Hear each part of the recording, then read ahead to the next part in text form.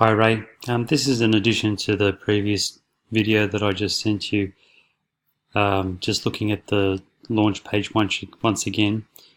So if I move this down, the white space gets introduced. The way that it was working before was that the gradient in the background was obviously right down at the bottom, but I'm pretty sure that the slider evolution was also centered within this frame currently at the moment, but so that to me is acceptable because it's centered and looking nice.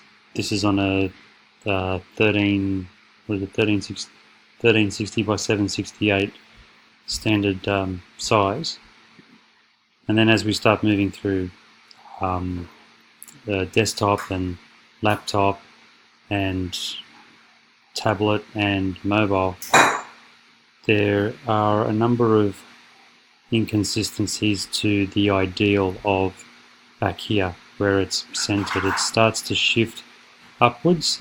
This is why I made the gradient background a separate element, so that it didn't matter how big or small the screen was, this slider could individually center itself within the frame. So that's really all I wanted to say, I suppose. I'll just check down here. I think that as I move this, yeah, I can start to see white space once again.